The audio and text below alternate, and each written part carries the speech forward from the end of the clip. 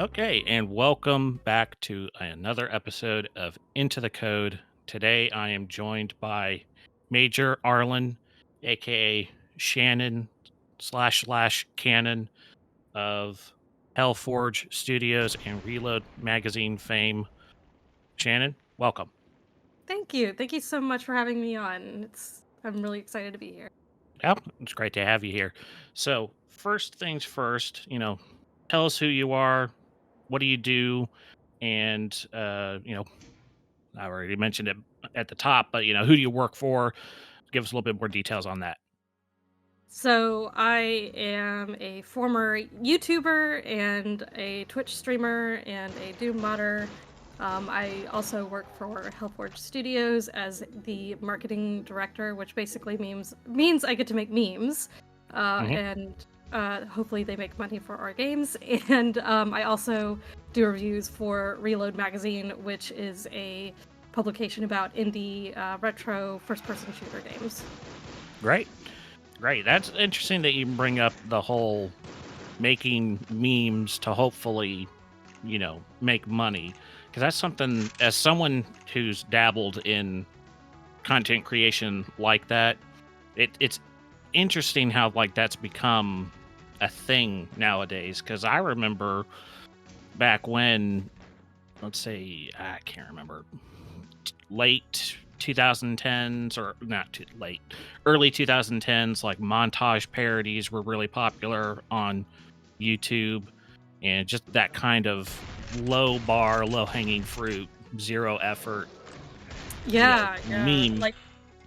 Um, well, it's really interesting actually to me because one of the things I remember very clearly about YouTube at the time that I was kind of getting into Doom and everything else was YouTube poops were a thing, Oh which yeah, you would think they'd be like weird low effort memes, but it's actually just like you had to think how much effort it takes to like go through somebody's like whole back catalog of stuff to make them say a different thing to clip yes, together all that junk. So it feels low effort, but like at the back end, it's actually quite a high effort. So it's really interesting, like feeling out that dichotomy of memery, so to speak. yeah. And I remember making a YouTube poop for Killer Instinct, and I did some, I guess what they call it in the scene, of sentence mixing, where you go and you find clips of people saying the specific word that you want, even if it's not put together correctly, just or sequentially, line them up, and you just have them say something ridiculous. And yeah, Yeah, that's very, very intense, time consuming. I wouldn't say it's intense, but very time consuming of yeah. finding the right flow and everything. But it's very interesting to me the kind of commercialization of that Of practice, memes. or yeah, of Yeah. memes, the corporatization of it, less so. I think about this one infamous commercial at Wendy's, or I think it was Burger King, did, where they were doing a spicy chicken sandwich and this guy ate it and he's like, "Oh, this is spicy like a boss." And it's like, ugh, Ugh. yeah. Yeah, or like And there's actually a grocery chain I used to work for, Kroger, mhm. which uses the song "Low" by Flow Rider in all their commercials. Oh, And it's just like, "Oh god, why?" Because it's like, low prices, which is also a fucking lie. Don't shop at Kroger, they're awful. yeah.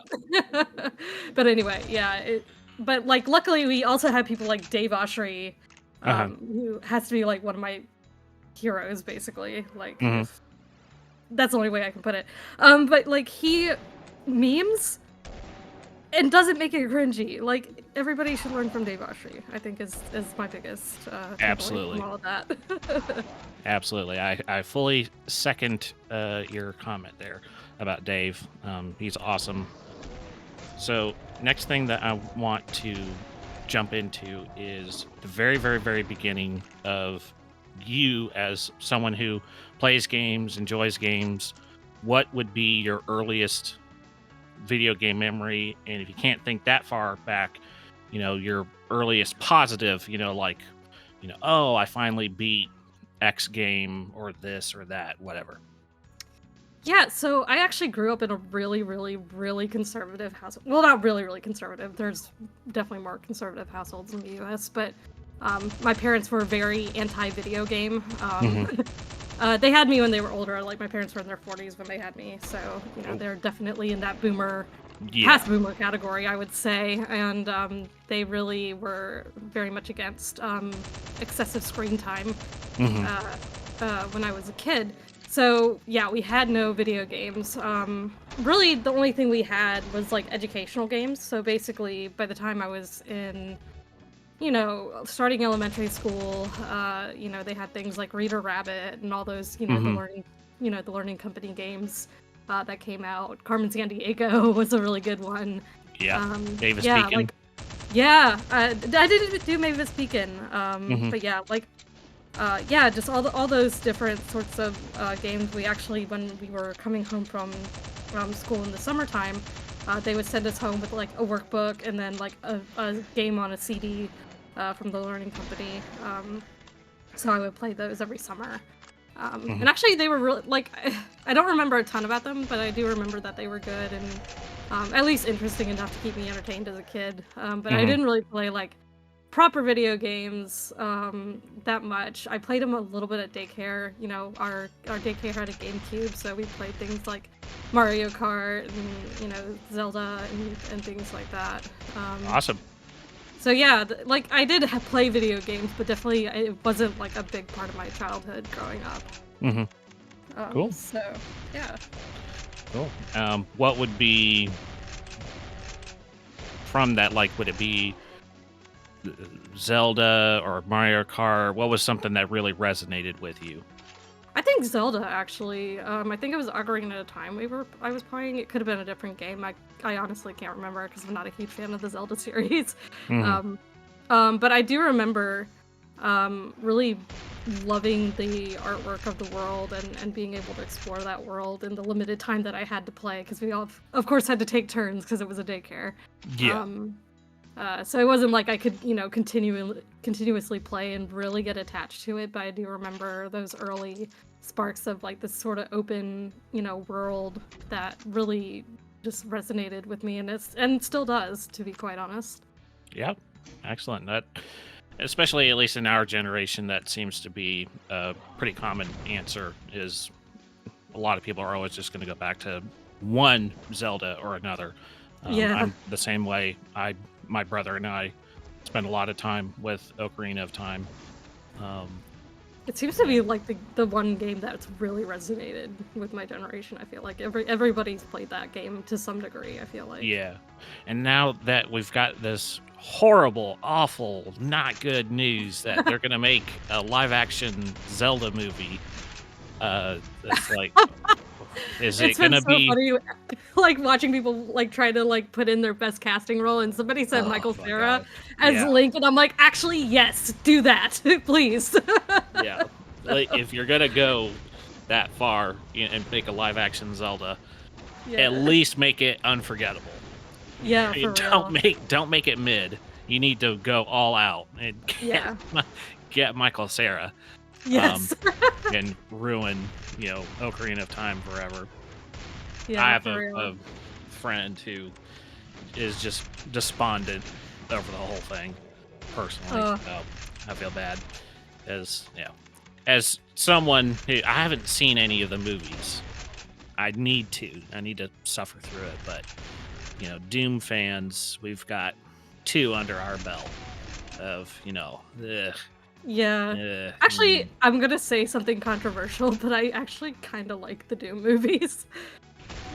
Both of them, actually. I don't think they're okay. that bad. They're like, I think you have to look at them as not necessarily Doom related. It's like the Resident Evil movies a little bit. Yeah. Like, if you Okay. forget about the fact that they're based on a game, then they aren't too terrible, I Hmm. feel like. Like, Yeah. come on. I can't hate on a movie that has Dwayne The Rock Johnson and Carl Urban in the same room. Yeah. Like, I can't. It's just not in me to do. And actually, Annihilation did like these really hammy callbacks, but they felt really fun as like, this, kind of B horror movie sort of Hmm. vibe, and hell was really cool. So like I tend to try to find the positives in films where I can, and Hmm. especially ones that are based on video games, because it is really hard sometimes to make them feel realistic. Um, so it's just kind of like sometimes you just gotta take them for the memes that they are. So Yeah, yeah. I'll definitely have to add that to my list because I agree. You could do far, far worse than Dwayne the Rock Johnson and Carl Urban. yeah, exactly. So that's a good transition to talk about how did you get involved with Doom. So I've talked about this on other interviews, so now I'm like feeling very whatever about saying it now, but Hmm. uh I've always been weirdly obsessed with like forensics and CSI and death as a kid. And this ended up translating into some weird uh anti-bullying campaign that came to my high school Hmm. in my senior year. And it was a thing called Rachel's Challenge, which basically is the family of one of the Columbine victims kind of like running around and saying, "Hey, don't bully people," which is a fine enough message. But I had never actually known what the Columbine shooting was, Hmm. uh, which feels extremely weird to say as like an American citizen because like we didn't really even have shooter drills at my school or anything like that. Yeah, I Um, mean, as but far as I understand, that was like the first big incident of that yeah, happening. it's huge. But anyway, so to avoid this story getting long, basically, I did, a little bit of research into Columbine because I'm like, okay, well, what is it? Because I don't know what it is.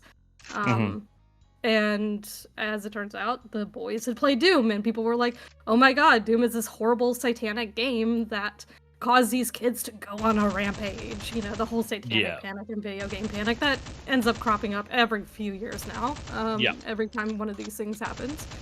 And yeah, I played Doom, and I didn't feel the need to shoot up a school. So that's Yeah. how I got into Doom. Well, good. Good.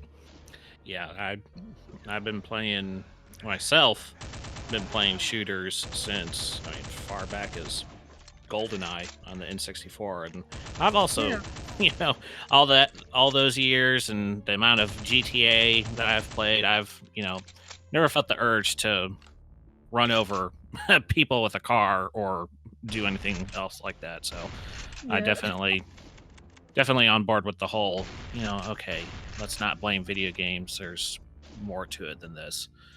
But it's interesting that Doom was one of those games, along with like Mortal Kombat, that led to well, one, the ESRB becoming a thing because of the panic.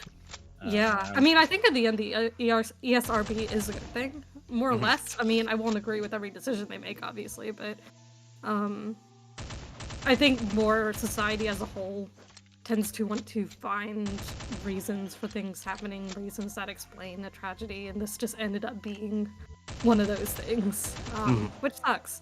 Yeah, Because then every time something happens, then the video games get blamed for it. Kind of yeah, sucks. But yeah. anyway, but that's my Doom journey. Literally was just I learned about a horrific thing that got that Doom was blamed Mhm. for, and here I am. Yeah, but you use that knowledge to do something positive with it at least. Um, Yeah. so how did you get involved with the modding scene or the map making scene? Because So I've got your, sorry to interrupt, I've got your yeah, Doom Wiki entry, the actual doomwiki.org, not the fandom not the website. fandom. Don't go to that one. No. And you've got a bunch of credits to your name. Yeah, I've done a few things. Um, so I actually got into modding when I started doing YouTube, because after I got into Doom fairly shortly after that, and also because like of the whole like way that I got into Doom through like the Columbine shooting, I also learned about custom map making Hmm. at the same time. And so I also, when I was researching Doom, I watched a creator by the name of Aquarius199, Hmm. um, who has done I wouldn't say thousands, but definitely hundreds of reviews of Doom mods. And I found it was really cool that people made these custom worlds within a already existing game.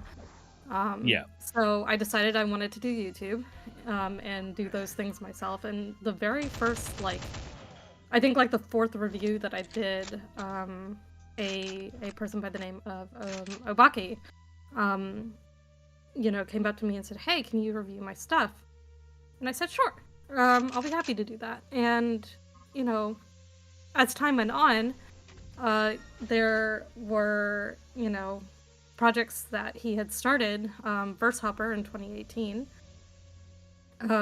is probably the first credit besides my very first map in 2013. But yeah, like he had started these projects, and I said, okay, well, I'll learn and I'll do things, and yeah, then I just became totally obsessed with it. Awesome. Awesome. That's not the first time that I've heard of someone who has been in the, at least going from YouTube, looking at people's content, reviewing it, so on and so forth, and then making the jump to, making their own game. I always find that it's an interesting, I don't want to say leap, but transition that people go through sometimes where they go, hey, I want to give this a shot. Yeah, So, yeah. And by this time, I was, I was a senior in high school, and just trying to find, my way around the world, mhm. and also just like be like, okay, well, what am I gonna do with my life? What is a hobby going to be for me? Because pretty much the only other thing I was really doing besides um, going to school was going to work. And I said I need to have something that gives me pleasure in my life, and this was it. So Yeah. Well, good. Good deal. So that's the next thing that I kind of want to jump into is how did you turn that hobby into a career? Because now, you know, through that you work at Hellforge, you work at Reload. How did that come about? so Hellforge is a product of me getting into Doom mapping and modding. I had met Bridgeburner through a project. I think it was the Eagle Mapping project in 2018, and uh, also the Joy Mapping 6. Actually, Joy Mapping was where we really had started talking. Hmm. Um, and um, it was like his, gonna like by this time I had released some maps, and this was gonna be like his first publicly released map. So that was exciting to me, because I was like, I was still, I think, doing YouTube at the time, and I said, oh, well, that's really cool. Maybe I can review it for YouTube or something like that. So anyway, like, yeah, and Okay, apologies for that, ladies and gentlemen. We had a slight Discord outage, so we're going to uh, begin with a question that technically already asked. It's going to be, how did you get involved with Hellforge and Reload? so, sorry, Hellforge is a place that I ended up in 2018 after Bridgeburner and I had kind of ended up in some mutual community projects together. I think the first one was the Eagle Mapping project, Mhm. and also Joy Mapping 6, which was like going to be his first public release, and I was really excited about that because I'm like, oh, this will be good to review for YouTube or whatever. And so Bridge also had this um, project called Age of Hell that he was working on. So he was like, hey, you should come hang out, and if you want to test Age of Hell at any point, you can do that. So I said, okay, cool. And so I've been there since 2018, and eventually Bridge decided that he wanted to run a proper studio and game company after he decided he wanted to make Age of Hell standalone. Um, and so he was like, well, I need somebody who can make pretty stuff for marketing purposes, and run the Twitter and all that. And I said, I can do that. So, yeah, I just sort of stumbled into that. And yeah, we've, you know, been good friends since 2018. So it's been really good to just be able to work with somebody who, you just care a lot for each other. So it's Hmm. really cool. Cool. So, Yeah. and Very cool. yeah, and then as far as Reload, I used to work at a magazine called E1M1, and Hmm. the long and short of that is that some things happened, and uh, we ended up I ended up leaving E1M1, which sucks because it was a good magazine that ended up getting ruined by some really weird trauma that shouldn't have happened. Hmm. And but we, from the ashes of that, started Reload magazine.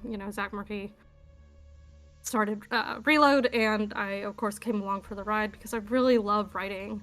When I did my writing for the CAC Awards, people really seemed to enjoy it, and I enjoyed it. And it was so funny. The CAC Awards were like the first time my mom was like really okay with me being into video games, because she's like, well, at least you're practicing writing. So Yeah. it Yeah. was like incredibly funny Thanks, Mom. having Yeah. that happen. Yeah, yeah, literally. It was just like, okay, I guess it's good if I'm doing it for a profit or a purpose. Like, I mean, cool, I guess. But Yeah. anyway, so and yeah, so now I do Reload, and my mom reads all my articles and that, which is really sweet. Hmm. So it's good to like be in a place where I'm supported. And I also do the website work for Reload as well now. So that's really neat, just to be able to sort of, flex different skills and Hmm. flex my brain in ways that I honestly would have never expected growing up. So Good. Good. In my experiences, excuse me, of work, I've always enjoyed having the opportunity to do multiple things and not just kind of get stuck in one set routine.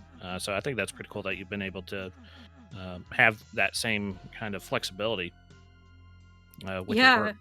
yeah, it's been really nice. I mean, it kind of sucks that I have to do it on top of a full-time job in order to pay the bills, but it gives me something to do when I have free time, and it feels like I'm giving back to a community, Hmm. which is really important to me. Um, so I really enjoy, just being in these places where, I'm able to network with people. Like, so many of my good friends are people I haven't even like met in real life, because like this game dev is like that. It's, we make these amazing connections, and they happen in like the blink of an eye. Like, it's so cool to just Yeah. be in that space all together. It feels very good. Great. Great. So the next thing is, because these kind of go hand in hand, is you did take the jump and moved to a whole new country. Um, I have a slightly unique, uh, you know, upbringing. Is I grew up overseas due to the nature of my parents' occupation. So for the first 19 years of my life, I grew up in Southern Africa and Southeast Asia, and only moved Wow. back to the States when I started college. So I always have a very a keen interest in hearing how people who've kind of done the opposite, react to it. Dealing with culture shock and stuff like that. Because you know, you live in New Zealand now. Yeah. So how Um, did that come about? well, the main reason is because of my partner, Hmm. who happens to be Bridge partner. Um, and no, but like also it was things just like the American political climate was getting really scary and things like that. I'd been wanting to at least move out of my home state for a while. Hmm. Um, but yeah, things got really insane really quickly once COVID started happening. Yeah. Um, and it was really interesting because New Zealand is a country that most people don't talk about other than like in the like context of Lord of the Rings. Yep. So I didn't want to go there, but I thought about it. yeah, nope. I mean, we know it. We know it. We're just like we are the and it's actually something that we in New Zealand sort of rely on is that tourism a little bit. We are definitely because we're like an island country. So much of it is due to tourism. Which made which made New Zealand dealing with COVID that much harder. I had kind of followed it from the States, obviously by way of a person I really care about is in New Zealand.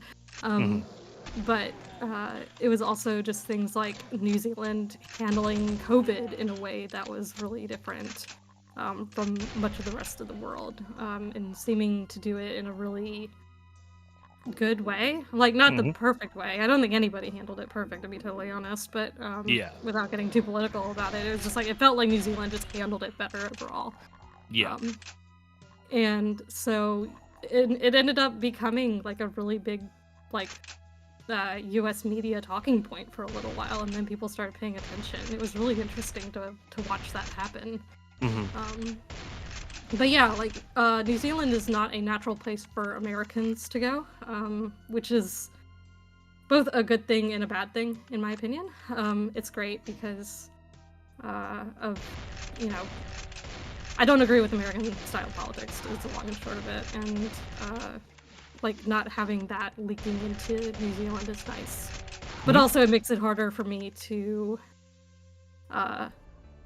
find people who are like me, which isn't to say that I can't, deal with people who aren't like me, but it just feels a little bit, lonelier because, everybody looks different and everybody sounds different. And so it does feel like I'm the odd duck out sometimes, especially like when I show up to the office and everybody's talking in this nice posh, Kiwi accent, and I'm just over here like loud American, sort of deal.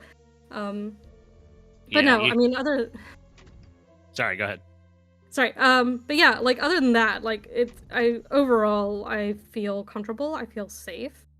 Like I take public transport, which is something I never did in the States. And I feel safe taking public transport and like walking in places alone. It's really nice. And yeah, just other than the concept of having to swear an oath to the crown, which feels extremely odd as an American.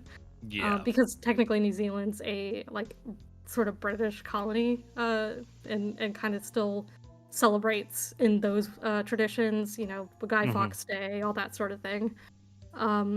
Celebrate the Queen's birthday, yada yada.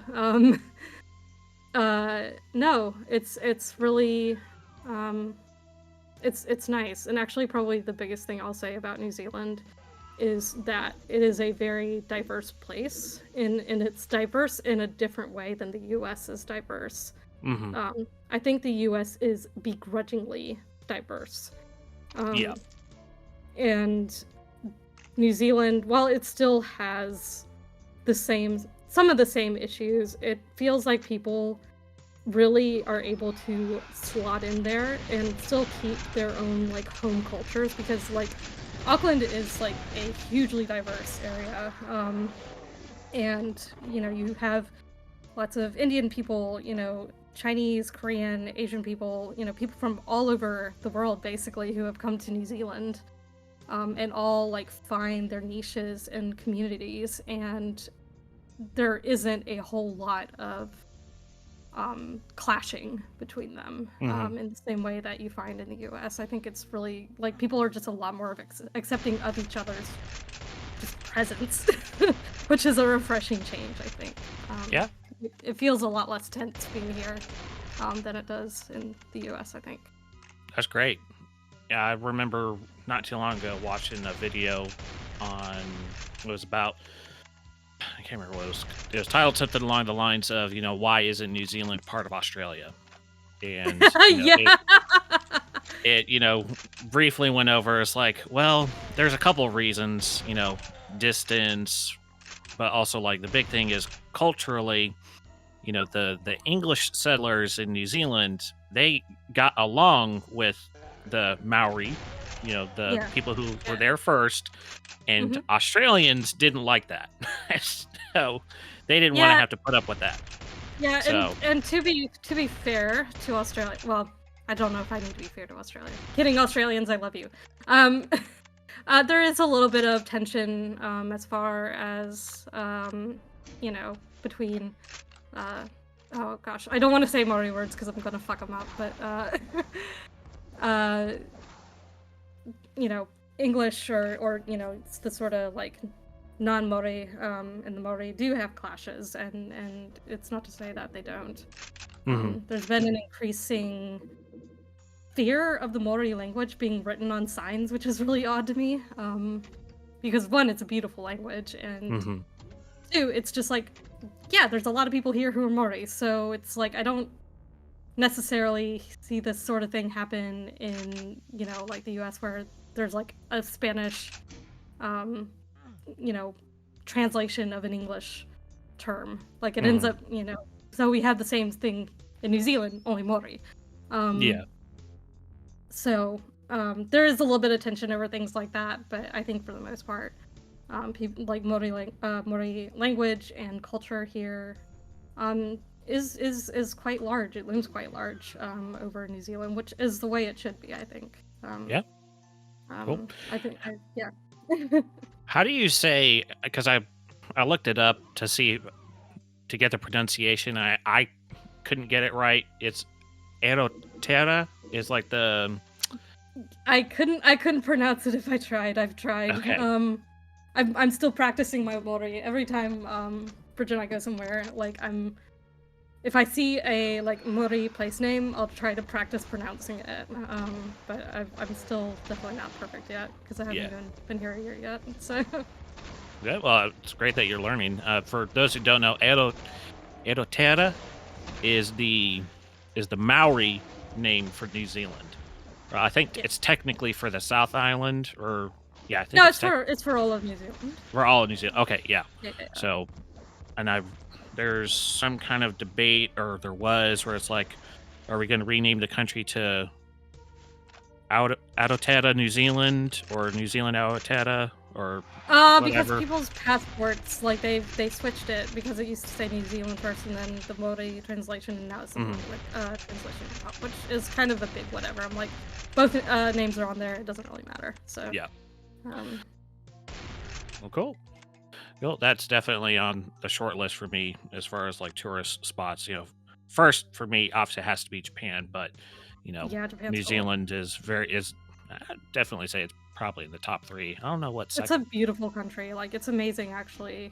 Even in Auckland, Hmm. when you're driving around, you can see like the Sky Tower, which is like one of the tallest buildings in the world. Um, and you can see it from almost anywhere in Auckland, and just the way that if you go over a hill, you could Hmm. see so much land. Like New Zealand makes an effort, and I think like yeah, there's actually regulations around like how much you can block certain sightlines. Interesting. So yeah, it's really interesting how they plan the city. Like but it's beautiful. Like I've been here 9 months, something like that. And yeah, I've never gotten sick of the views.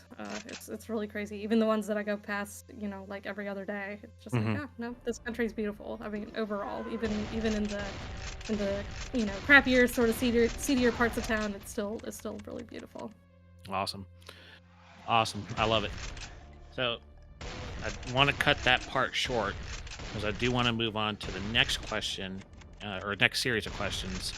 Mhm. And this is more about your kind of thoughts on the industry that you're a part of, that we celebrate.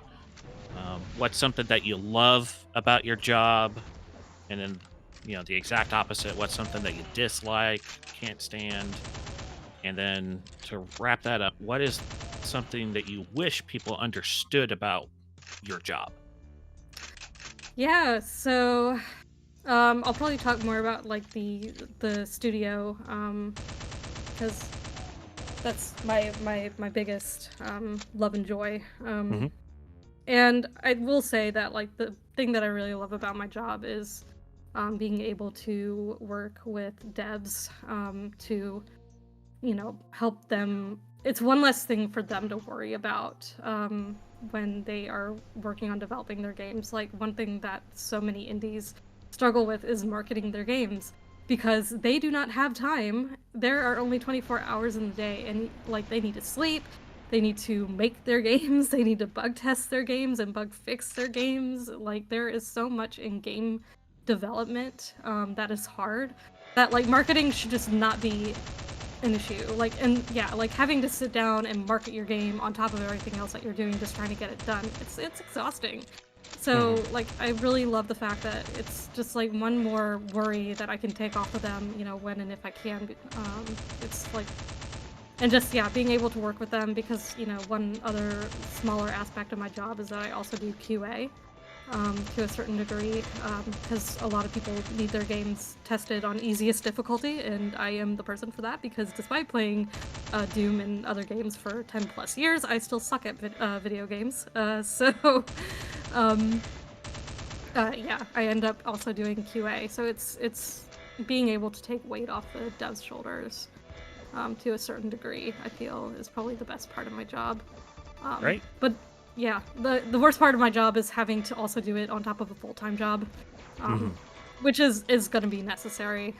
But there are days where I just come home and I'm just like, oh man, I've got to make a Twitter banner and I've got to do a video promo thing and I've got to do all this and that, and I do get it. It does get a little bit exhausting having to do it on top of a full-time job. But I think hopefully as time goes on, I can get a little bit better and more efficient. And it's also a learning curve, learning to use certain tools. Like, I've had to learn how to use Photoshop because I was using like an older program to do most of my work, and because many press kits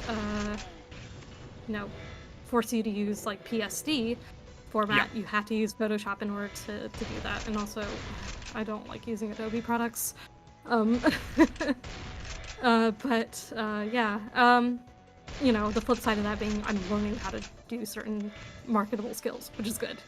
As far as things that I wish people understand about my job, marketing can't be done in a vacuum.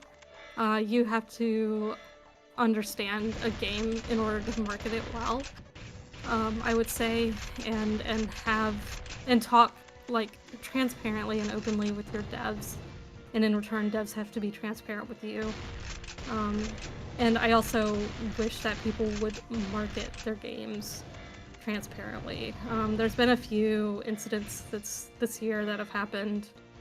I think probably the biggest one, I would say, was Fortune's Run, actually. Because one thing that came of Fortune's Run was that they were having issues getting their game on Steam because of some, like, sexual content warning that they were trying to make sure they had on their game that Steam just wasn't agreeing with. I honestly, I can only speculate what happened there, because I don't really do much of the dev, back-end upload build stuff.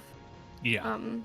But one of the things they talk about is sexually explicit content in the game, and I'm like, when was this ever talked about in your marketing? Because I just thought it was like some cyberpunky platformer, because they had never mentioned much of the storyline in their marketing, and this just kind of like hit like a ton of bricks, and I'm just like, that's okay. Because after a while, like the devs had commented that the story meant a lot to them, and I'm like, well, where was it in your marketing? Like, that needs to be there. So I feel like marketing openly and honestly would resolve many issues. Because obviously you want to hype a game up, but I think you have to do it in a way that's honest. Yeah. So I think that's more talking about the industry as a whole, but it's also just like, that's why I try to market the way I do, because I'm just like, I have a very strong core belief, and this tends to be, I think, shared more or less by the rest of the studio members, but I can't speak for them, obviously. But we all pretty well understand that marketing openly and honestly is important. And honestly, I don't want Fortune's Run devs, before you come for me, I promise this isn't like a dig on you, because we all try our best. It's really hard at the end of the day to market a game, in the way that you feel is correctly. That's just my personal opinion on the matter. I'm not really digging at them, and Fortune's Run is still a good game. Yeah. Just It was using you just as an like, example. yeah. So it's just things like that, and of course the AAA industry. God, that's a lesson they could learn, but they aren't listening to people like me. So Yeah. No. I don't think, as far as I can tell, in the years that I've been following the industry, there's very little in the way of marketing and, at least C-suite executives and having good communication with the, troops on the ground who are actually working on the product. It's really ironic. I've actually been working on a little bit of a script about the Epic Game Store as well. Because I think one other thing that people don't understand when talking about like store launchers and monopoly, the people are like, oh, Steam has a monopoly, and I'm like, yeah, but their storefront also doesn't suck complete ass. So it's really interesting, and also like this expectation that every game is going to have time to upload a build to a bunch of different platforms. No. Yeah. Especially not from an indie. They will be lucky to get it on one platform, so they're going to do it on the platform that is going to offer them the most marketing power, more or less, because that's what a lot of devs are missing out of what they do. So I think that's really like the long and short of it. There's a whole debate to be had over monopolies and launchers and things like that, but I think at the end of the day, like, people choose Steam to market, help de facto market their games because they've got things like discovery queues and things like that. Like, I could tell you, discovery queue boosted like Divine Frequency's wishlist numbers a ton. So if you can get on that, it's really, really important, and there's not a lot of other launchers that provide that sort of thing. So it's that's like the one last thing I wish people would understand is like there's a lot of different reasons why certain launchers are used, and that's why Steam ends up being the most popular one. Yeah, and that brings up a good reminder to everyone who's listening: if there's a game that has your interest in any degree, it's an upcoming game, wishlist it. I've always heard wishlist it. I've heard it so many times from people like Dylan Rogers, who's one of the primary devs on Gloomwood. Always on Twitter is like, please wishlist. There's a reason why Wishlist Wednesday is a thing. Like, and please make sure you're checking those hashtags as well. Wishlist Wednesday is like so important, and I also need to be using it more. Great. I think that's a very good, well-rounded answer to those queue of questions.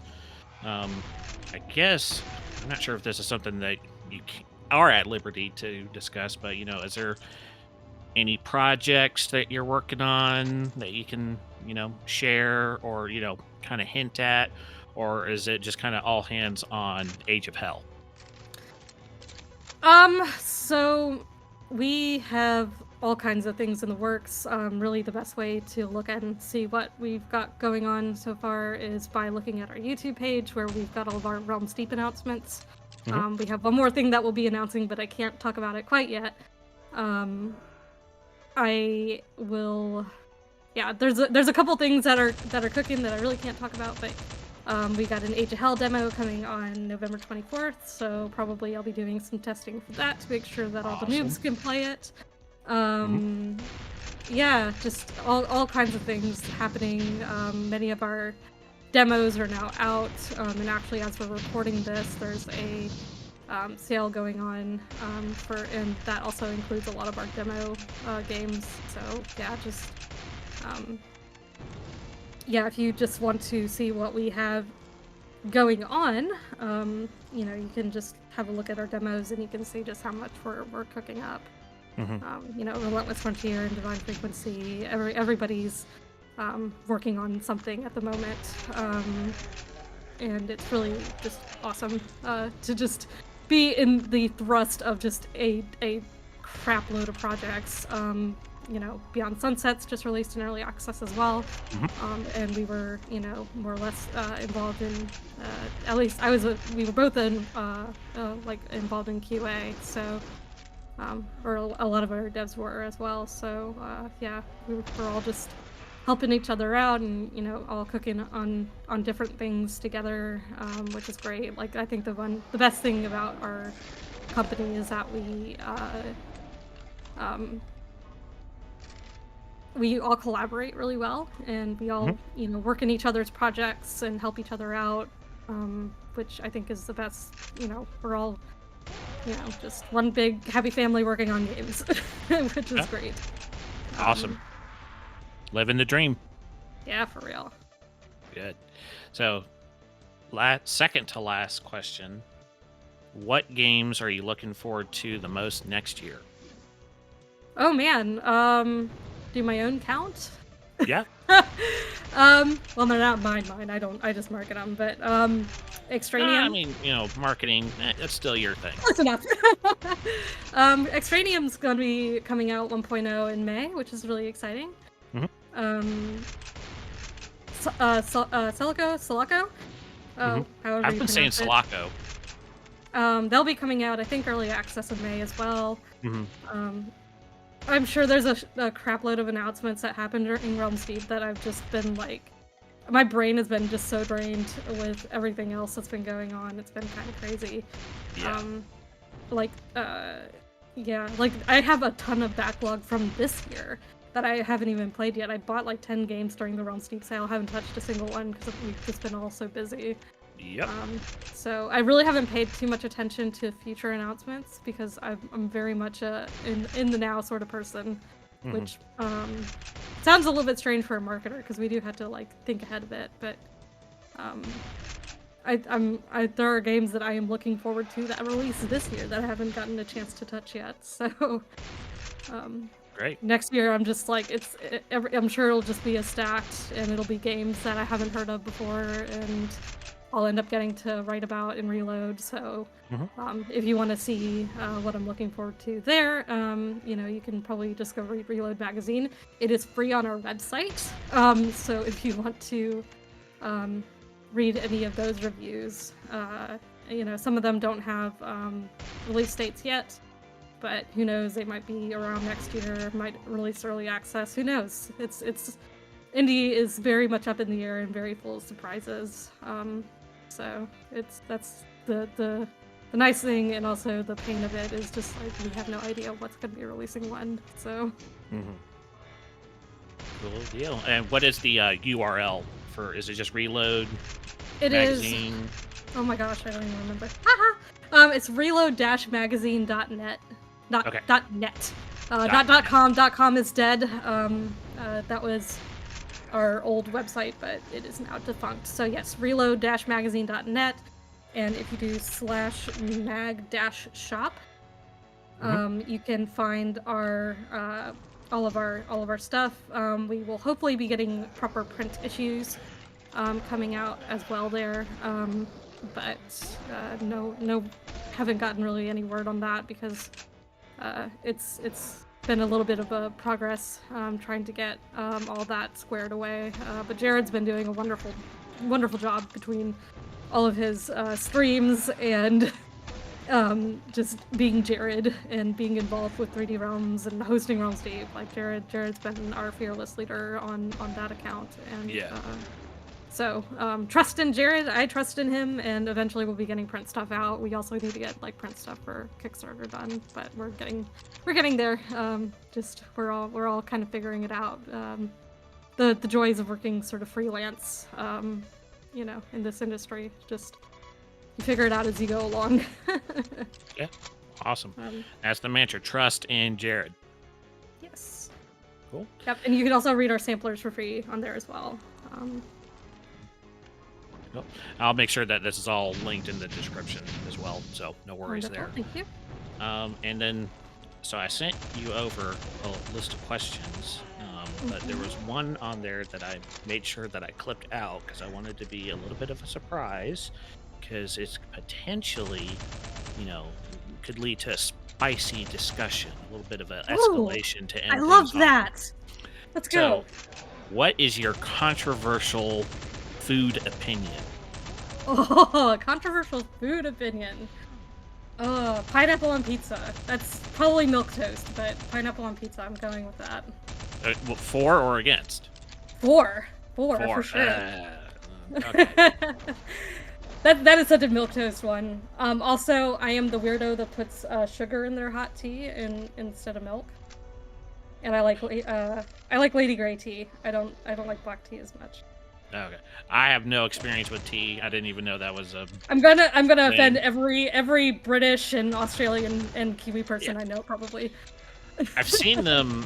Who was it? I think it was Alana Pierce one night on Twitter or something saying like, how do Americans not have kettles when they're making their tea and whatever? They just all they do is they get a cup of water and they put it in the microwave. What's wrong with you people? Okay, I went a little bit further than that when when I was living in the States. I didn't have a kettle in my apartment, but I did have a Keurig. So what I would just do is I would just have the Keurig boil some water for me and put it, because it's nicely portioned out, and then put my tea bag in and then put the sugar in and nothing else. Yeah. I'm so gonna offend some Brits by saying that. That's fine. They've got their own problems to work on. They can suck it up this once. Yeah. Well, great. That's gonna wrap it up for this episode of Into the Code. Thank you again, Shannon, so much for joining us today and telling us about your journey in the industry and your thoughts on everything. And yeah. Thank you so much for having me on. This was really fun. Awesome. So I will make sure again to have all of her socials and stuff linked in the description, Discord. Like you guys, Hellforge has a Discord, right?